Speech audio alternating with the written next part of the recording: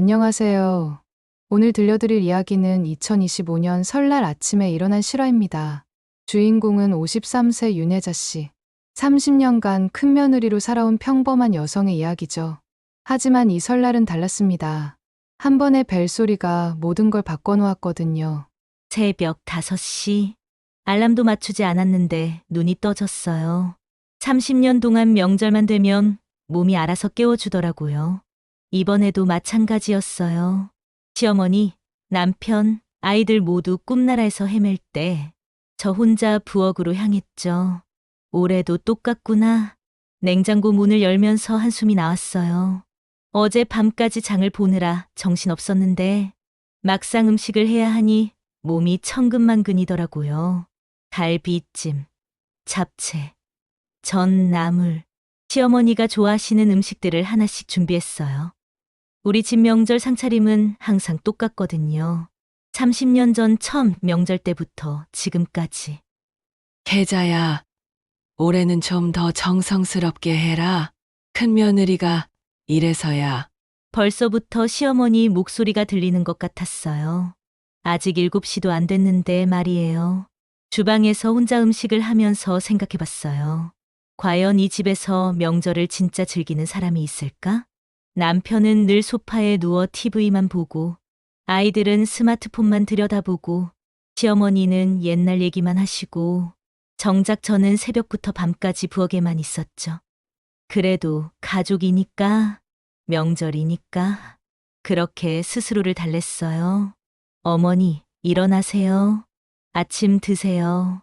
시어머니를 모시고 나서 남편을 깨웠어요. 여보, 일어나요. 애들도 깨우고요. 아, 벌써. 좀 더 자면 안 될까? 중견기업 임원이라며 밖에서는 그렇게 바쁘다던 남편이 집에서만큼은 한없이 게으르더라고요. 오늘 설날이에요. 어머니 모시고 차례도 지내야 하고. 알았어. 알았어. 조금 있다가 일어날게. 결국 아이들까지 제가 다 깨웠어요. 대학생인 큰딸, 회사 다니는 작은 아들. 둘 다 성인인데도 엄마가 안 깨우면 절대 못 일어나는 애들이에요. 엄마, 오늘 또 많이 힘들겠다. 우리가 도와줄까? 큰딸 민주가 미안한 듯 말했어요. 괜찮아. 엄마가 다 했으니까 그냥 앉아서 드시기만 해. 늘 하던 대답이었어요. 사실은 도와달라고 하고 싶었지만 시어머니가 며느리 일에 자식들이 왜 나서냐고 하실까봐 그냥 넘어갔죠. 상차림이 거의 끝나갈 무렵이었어요. 시어머니께서 거실로 나오셨더라고요. 혜자야, 올해는 좀 어떠냐? 작년보다 나아 보이는구나. 칭찬인지 핀잔인지 모를 말씀이셨어요. 네, 어머니. 정성껏 준비했습니다. 그래야지. 여자는 집안일에 정성을 다해야 하는 법이야. 요즘 젊은 애들은 그런 걸 모르더라. 또 시작이구나 싶었어요. 시어머니의 옛날 여자론 말이에요. 차례가 끝나고 가족들이 둘러앉아 아침을 먹고 있을 때였어요. 현관벨이 울렸어요. 누구지? 설날 아침에? 남편이 의아해했어요. 친척들은 보통 점심때 오거든요. 제가 나가 볼게요. 인터폰을 눌러보니 젊은 여성이 서 있더라고요. 20대 후반 정도로 보였어요. 누구세요? 안녕하세요. 윤정호 씨 부인이신가요? 남편 이름을 아는 걸 보니 아는 사람인 것 같았어요. 아, 네. 김서연이라고 합니다. 아버지 윤정호 씨와 꼭 얘기할 일이 있어서 왔어요. 순간 이상했어요. 아버지라고 했거든요. 현관문을 열자 정말로 젊은 여성이 서 있었어요. 키가 크고 예쁜 편이었는데 어딘가 남편을 닮은 것 같더라고요. 아버지 계시죠? 윤정호 씨? 이번엔 확실히 들렸어요. 아버지라고 했어요. 잠깐만요. 우리 아이들 말고 다른. 저는 김서연입니다. 아버지의 또 다른 딸이에요. 심장이 멈추는 것 같았어요. 거실로 들어온 서연을 보고 남편의 얼굴이 하얗게 질렸어요. 당신 누구야? 아버지, 저 서연이에요. 김미경의 딸 서연. 김미경. 남편이 예전에 근무했던 회사의 동료 이름이었어요. 뭔 소리야? 나한테 딸은 민주, 성민이 둘뿐이야. 남편이 당황하며 부인했지만 서연은 차분했어요. 이것 좀 보세요. 가방에서 서류 뭉치를 꺼냈어요. 친자 확인서, 출생신고서, 그리고 사진들까지 쭉 펼쳐놓더라고요. 남편이 젊었을 때 모습과 함께 찍힌 사진들이었어요. 시어머니가 사진을 보시더니 한숨을 쉬셨어요. 아이고, 이럴 줄 알았다. 너희 아버지도 그랬거든. 어머님!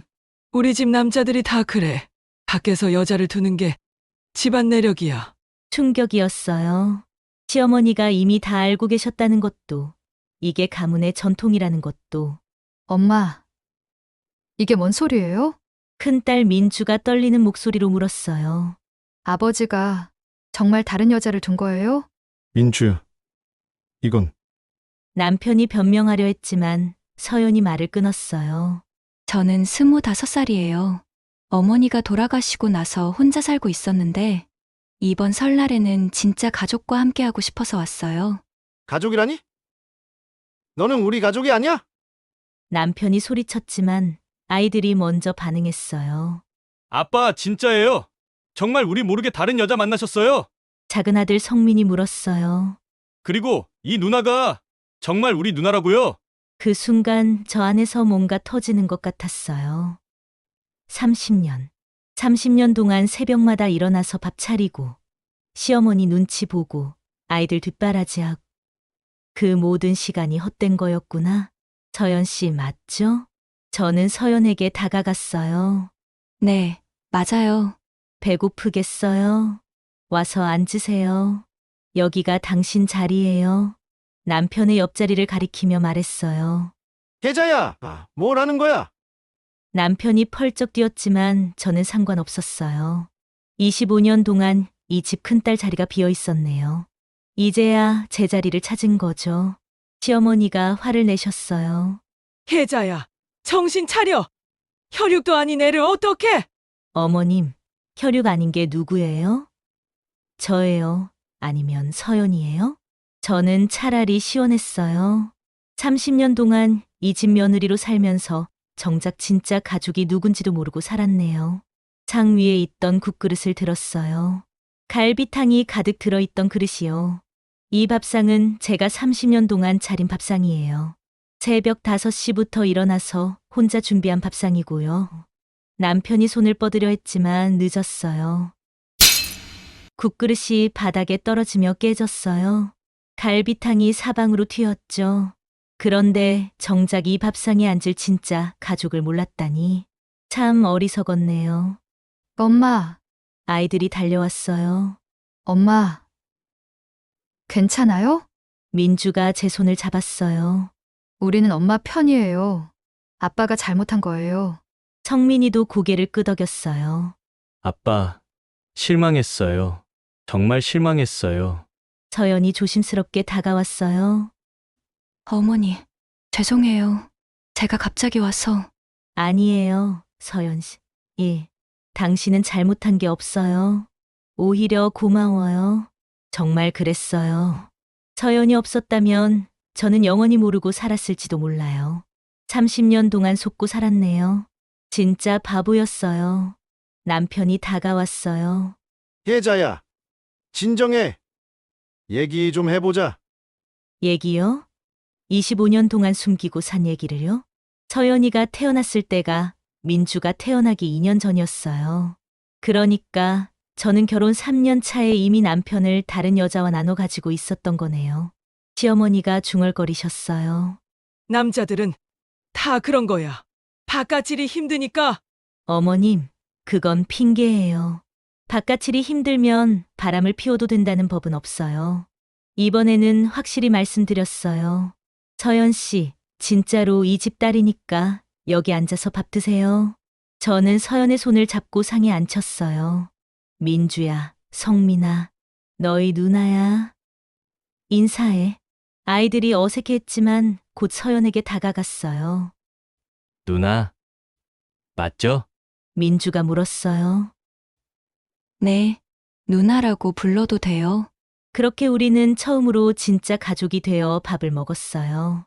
남편은 멀뚱멀뚱 서 있기만 했고 시어머니는 방으로 들어가셨어요. 어머니, 저 앞으로 어떻게 살아야 할까요? 서연이 물었어요. 당당하게 사세요. 당신은 잘못한 게 없어요.